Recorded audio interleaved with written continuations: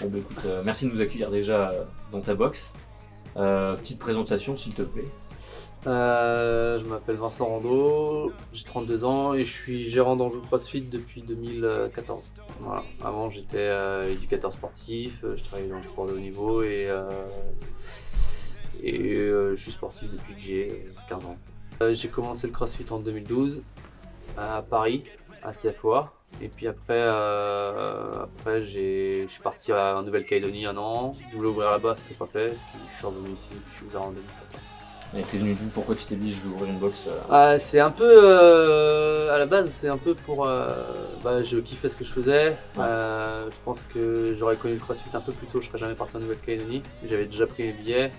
Je pense que je serais devenu coach sûrement dans la boxe où j'ai commencé, ou du moins dans des box de Paris. Puis après, j'ai voulu créer mon terrain de jeu, en fait, c'est assez égoïste. Donc, je voulais m'entraîner, il n'y avait rien sur Angers. Donc, je voulais retrouver un peu aussi cet aspect famille que j'avais eu à Paris, quoi. Ok, et pourquoi Angers? T'avais de la famille Moi je suis angevin déjà de base. Ok. Ouais, je suis angevin, donc je suis revenu. Je voulais ouvrir en Nouvelle-Calédonie, c'était compliqué, t'es loin de chez toi, t'es à 20 000 km, t'es pas forcément bien accueilli, je me comprends, mais dans le monde business là-bas c'est un peu particulier. Et puis ici t'as ta famille, le soutien est quand même assez important quand même pour pouvoir ouvrir une entreprise. C'était la première box à avoir ouvert dans la région, Oui. c'est ça? Ouais. T'as ouvert à peu près, il y avait le CrossFit, on était où à ce moment-là? Il y a eu tout à faire en fait, il y a eu tout à créer, à éduquer.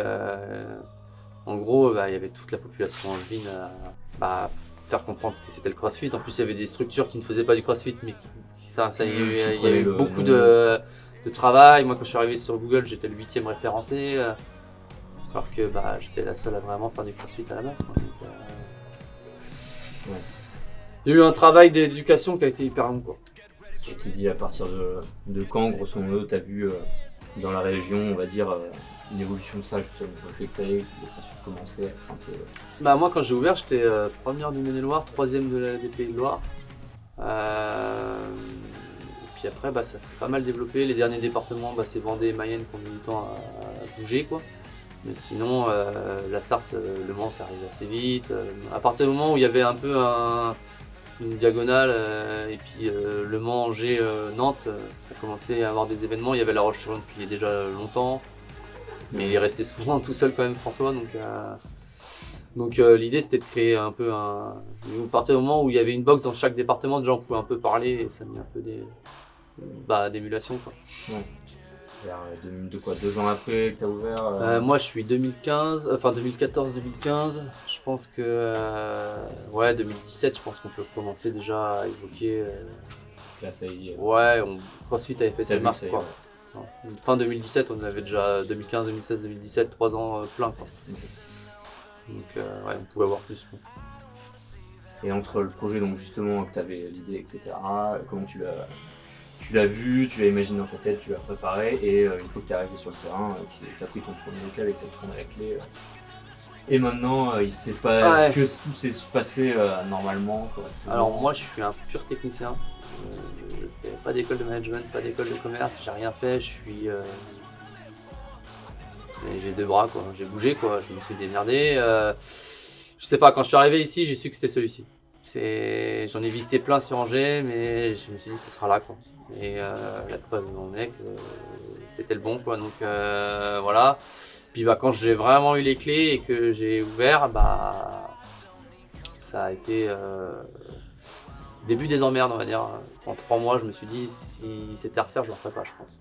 Parce qu'en fait, il n'y a rien qui avançait comme je voulais, j'étais pas bon bricoleur, je savais pas faire de la com, je voulais pas fonctionner comme le fitness, j'avais une communication un peu satellite, mais je fais pas du fitness, pour casser un peu les codes, et finalement, ça a mis du temps à apprendre sur les réseaux, quoi. Donc, la réalité a été tout autre que ce que j'imaginais. Puis après, tu travailles, hein. De toute façon, quand tu es dans la mouise, tu relèves les manches et tu y vas, quoi. Donc la réalité, elle s'est passée comme ça, quoi. Et tu t'es dit, pareil, à partir de quand tu dis ça y est, je crois que j'ai passé un cap dans la structuration, maintenant ça va rouler, entre guillemets, quoi. Alors je pense que j'y suis jamais encore arrivé. Ouais. Je pense que je suis pas arrivé, j'ai jamais réussi à me dire si, il y a eu un moment où bah, j'avais les deux côtés, et bah, ou un seul côté de la boxe défoncée, et j'avais assez de coach. Finalement, j'ai pu m'entraîner. T'as ouvert une deuxième box de l'autre côté Ouais, d'Angers. au nord, à Abrier.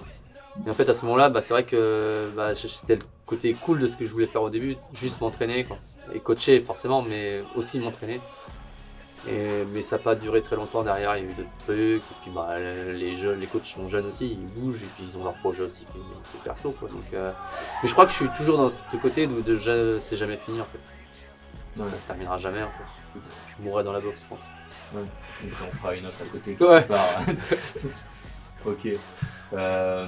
Justement, au niveau, bon, t'as commencé, je suppose, avec peut-être un peu moins de matériel et t'as monté au fur et à mesure, ou t'as commencé avec quoi et t'en es arrivé où? Je pense qu'on a des adhérents, ceux qui sont là depuis longtemps, ils savent et ils sont quand même hyper respectueux du matos. On a commencé avec 3 rameurs, 3 racks à squat et 6 box. Très très peu de matos. C'était le rangement était pas difficile. Ouais. Puis là maintenant, Tu bah gagnes du temps, quoi. ouais, on gagnait du temps, mais ça m'a appris surtout à organiser mes séances pour que tout le monde puisse avoir une touche sur les conditioning, etc. Bah, tu t'arranges avec 3 rameurs, puis après on en a eu 4. Et puis là maintenant, avec les deux box d'Anjou, on en a 30, quoi. Donc je suis pas à plaindre. Maintenant, je suis pas à plaindre, mais en fait, à chaque fois qu'on avait de l'argent, on l'a toujours réinvesti et on continue à fonctionner comme ça. Dès qu'il y a quelque chose qui a remplacé, on le remplace. Voilà. Donc, nous, on est parti un peu de pas grand chose. On a commencé dans la rue, j'avais ma 206, je l'ai toujours d'ailleurs, et je mettais mes KB et ma barre dans ma 206, quoi. Je l'ai déboîté, mais c'est la première box de la ville, c'est ma 206, quoi. Et on allait dans les parcs, sous les ponts, etc., quoi. Ça, c'est la vraie boxe, quoi. Classique. Ok. Justement, en termes d'évolution, après l'évolution dans ton encadrement, parce qu'au bout d'un moment, t'as pas pu tout faire. Ouais. Donc, comment t'as évolué? Pourquoi t'es parti sur un En coach? fait, grandir, c'est pas forcément un objectif en soi, en fait. T'es obligé de grandir parce que tu vas avoir de la concurrence, t'es obligé de grandir parce que il faut que tu puisses donner une prestation qui donne envie aux gens de rester et de se sentir bien aussi dans leur structure. Donc, grandir pour moi, c'était pas quelque chose en soi que j'ai choisi, quoi. Même avoir une deuxième box, ou même mettre des cours spécifiques. Pour moi, mon planning, c'était des WOD et ça s'arrêtait là. Moi, je venais pour faire du WOD. Mais on est obligé d'apporter quelque chose pour aussi continuer à mettre de l'émulation dans la communauté, quoi. Donc là, actuellement, j'ai salarié assez vite. Moi, je pense que j'ai salarié. Au bout de 6 mois ou 8 mois, on avait déjà un salarié, je pense. Ouais, peut-être un an. Ouais, j'ai dû faire un an tout seul avec des prestats, mais j'ai salarié en CDI, en CDD puis en CDI. Puis maintenant, je fonctionne essentiellement. Les 3 quarts, c'est des salariés des temps de travail. Le reste, c'est de la presta, quoi. Toi, tu coaches d'habitude beaucoup. Enfin, tu fais combien d'heures de coaching? Mes adhérents diront que je coach plus. Je fais les 7 heures, les 8 heures, en général les heures du matin. Parce que ça me lance dans ma journée après pour l'administratif. Je sais pas, je dirais que je coach une dizaine d'heures par semaine. Et puis après, j'ai la fac, où là, ça peut me rajouter pas mal d'heures. Et ils viennent ici, donc finalement, je suis dans mes structures l'une ou l'autre tous les jours. Mais par contre, oui, c'est vrai que je coach. Ce que je coach en une semaine, c'est ce que je coachais peut-être des fois en une journée ou 2 jours, quoi. Ouais. Donc, ça, c'est sûr. Mais le métier il change aussi, quoi. C'est pour ça qu'on est entouré aussi par des salariés, par des prestats, par des coachs qui apportent un autre savoir-faire. Si tu avais le choix entre embaucher un coach et je sais pas, une secrétaire par exemple, pour que tu puisses coacher un peu plus d'heures. Là, je me suis souvent posé la question de savoir si la gestion, ça serait pas quelqu'un que je prenais de l'extérieur et que je gardais avec le coaching. Mais je pense que je suis le type de personne qui aime bien tout maîtriser. Et donc ça me ferait... ouais, voilà, c'est moi ça. Je vais connaître le nom de chacun de mes enfants, même si je les coach pas. Donc pareil avec mes adhérents, même s'il y a des gens que je les connais, je n'ai jamais coaché, c'est la première fois qu'ils me voient. Mais j'ai du mal à déléguer ça en fait. C'est partie de l'ADN d'Anjou et ça le restera, quoi. Ouais. Mais oui, j'aimerais bien que coacher, quoi, et avoir un gestionnaire à côté. Mais t'y crois pas trop? Je pense que j'aurais du mal à... Voilà, il y a des choses qui sont l'ADN d'une entreprise. Et si tu ne maîtrises pas ton exosquelette, tu peux pas savoir où tu vas aller, quoi. Donc, pour moi, un chef d'entreprise, il doit savoir où va l'entreprise, quoi. Donc voilà, après, on va continuer à innover, quoi, comme toujours. Des projets, on en a toujours plein. C'est juste le timing de savoir quand les mettre. C'est toujours le timing.